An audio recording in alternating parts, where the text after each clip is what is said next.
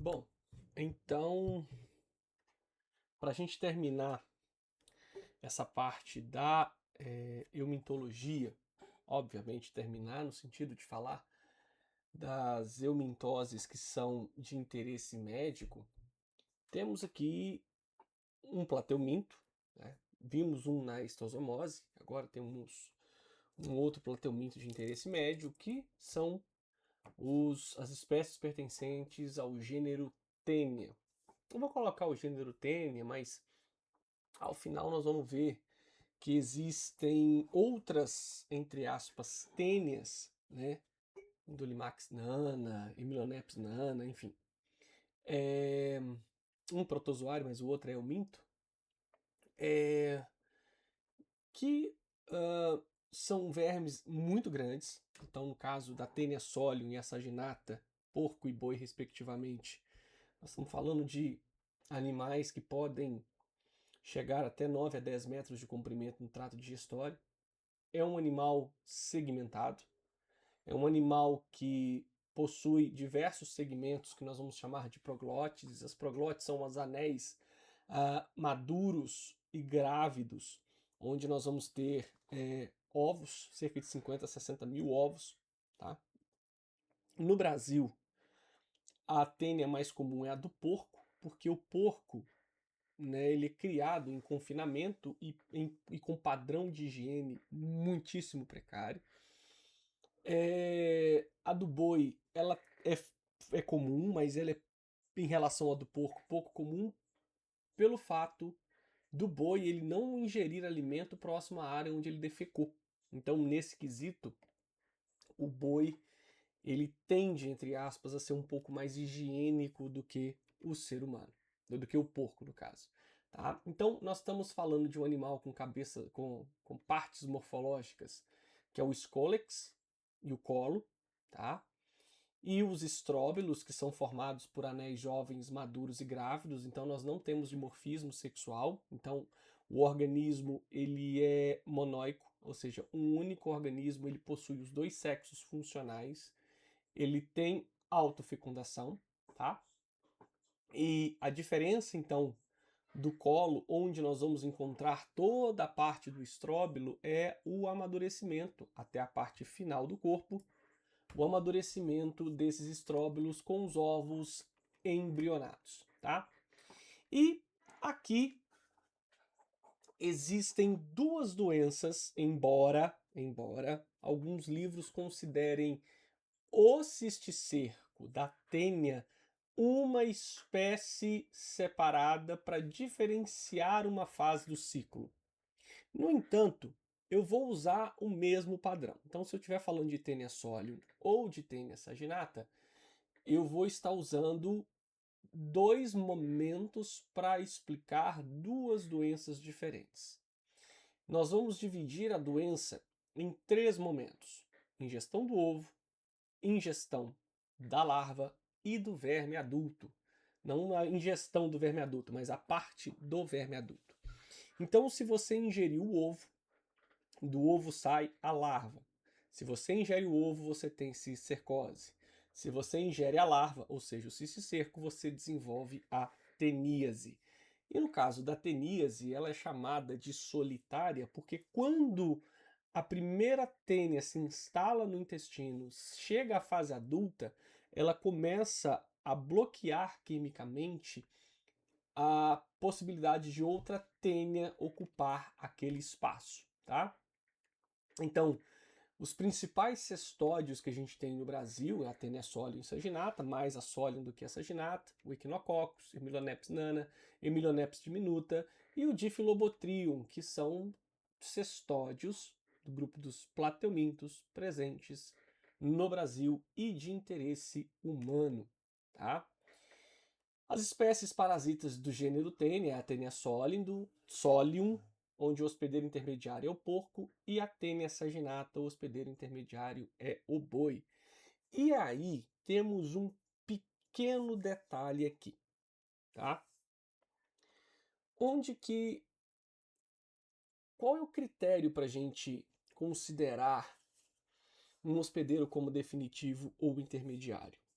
É onde a fase reprodutiva ela acontece. Então, nós seres humanos somos hospedeiros definitivos para a tênia se nos infectarmos pelo cisticerco. Se nós pegamos o cisticerco do porco ou do boi, em nós, homens, indivíduos adultos, seres humanos, esse cisticerco vai se desenvolver em verme adulto. Então, o porco ou o boi é o intermediário. Mas, o porco ou o boi, eles também podem ser hospedeiros definitivos. Eles podem ser porque eles desenvolvem um verme adulto também. Então, essa ideia do hospedeiro intermediário ou definitivo está relacionado a qual fase do ciclo você se contamina. Então, no caso, para a tênia verme adulto, da carne do porco ou do boi, esses animais são os hospedeiros intermediários. Tá? Pausa esse vídeo, olha um pouco a diferença desses vermes, tá? Só um detalhe, a tênia saginata até 25 metros, isso é no boi, tá? Em nós ela vai bater ali em torno de 12 metros, é um verme muito delgado, muito pequeno, tá? E o que nós liberamos nas fezes são as proglótides grávidas, contendo ali em torno de 50 a 60 mil ovos. A tênia do Solium tem no rosto, né, na parte anterior, no rosto cerdas e na saginata não. Tá? Então essa é a diferença da cabeça desses vermes. Tá? Tanto no caso da Taenia solium quanto da saginata, os ovos eles são morfologicamente indistinguíveis a nível microscópico, o que daí faz a gente discutir se são espécies idênticas ou separadas. No caso, são espécies separadas, mas o ovo não tem tanta alteração, ao contrário da morfologia do verme adulto, tá? Então, nós temos duas fases do ciclo dependendo de qual momento nós nos infectamos. Então vamos lá. Se nós nos infectarmos pelo ovo, nós vamos desenvolver a cisticercose. Se o porco ou o boi ingerirem o ovo, nós vamos permitir que esses animais desenvolvam a cisticercose. Então a cisticercose é uma infecção que se dá pela ingestão do ovo de tênia, de um indivíduo contaminado ou de um animal contaminado, tá? A teníase, ela se desenvolve pela ingestão do cisticerco, pela ingestão de carne de porco ou de boi, crua ou mal passada. E eu vou falar um pouco dessa questão do cru ou mal passado. A teníase em si, ela não oferece risco de óbito, mas a cisticercose, no caso da neurocisticercose, ela pode, como dados de literatura, ter chances ou riscos reais de óbito. E não existe a expressão, né, que é uma expressão popular, né, de solitária na cabeça, tá? Porque nós vamos imaginar que um verme de 10 metros não chega no cérebro, tá? É chamado de solitário porque é a mesma espécie, né, só em fases do ciclo diferente. No entanto, o que nós temos de grave é a cisticercose, tá? Então a teníase cisticercose é causada pela Taenia solium e pela saginata. No Brasil, a cisticercose é mais causada pela Taenia solium, pela questão do porco e a criação desse animal, mas a Taenia saginata também pode causar teníase, tá? Então, o aspecto de cisticercose no músculo, como se fosse um grão, lembrando a um grãozinho de canjiquinha, tá? Em muitas áreas do Nordeste é comum pessoas comerem carne assim. E aí é uma discussão complicada, porque eu já até citei isso. É óbvio que enquanto profissional de saúde você não pode ingerir carne assim. Mas o que fazer com uma família quando ela tem a única fonte proteica um alimento assim?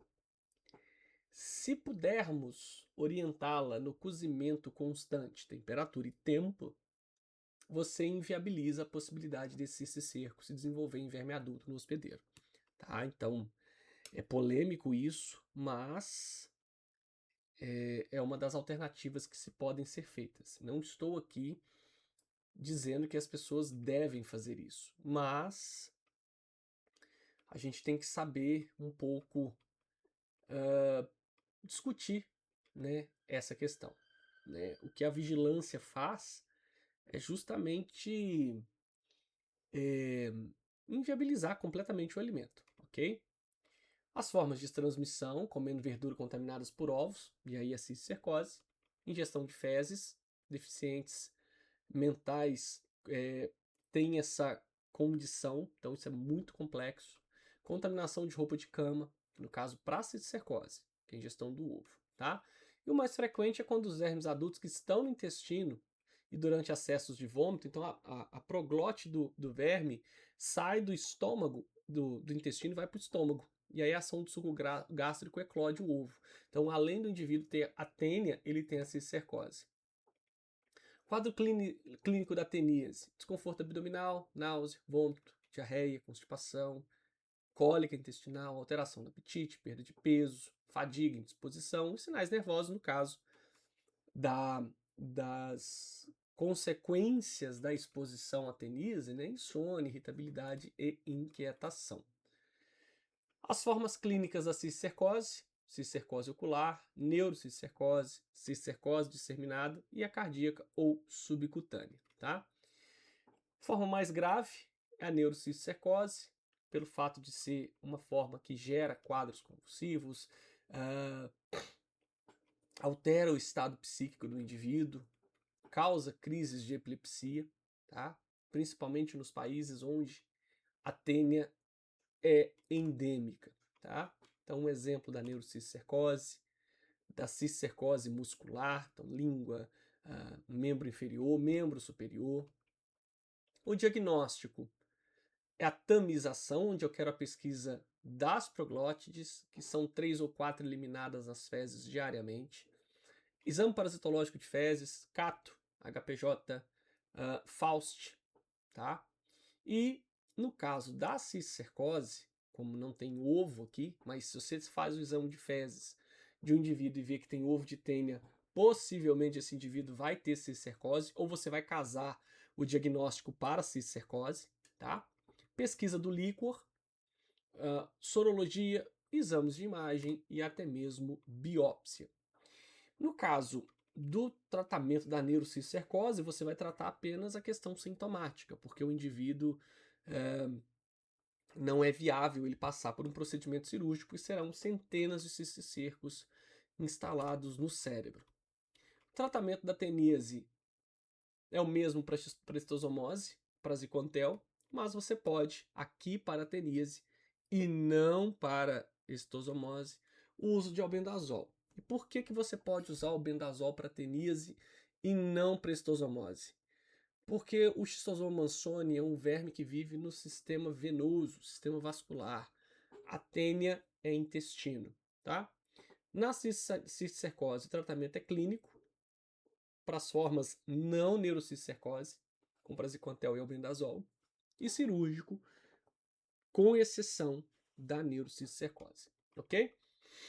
O controle: educação sanitária, lavagem adequada de frutas e verduras, práticas com melhoria de hábitos higiênicos e evitar a presença de inseto perto dos alimentos, ok? Para as outras espécies do gênero Tênia, né, como dito anteriormente, a Indolinax nana, diminuta, o procedimento ele é exatamente, as medidas preventivas elas são exatamente iguais e o tratamento também, certo isso? Muito obrigado, deixa o like, se inscreve, compartilha e até o próximo vídeo.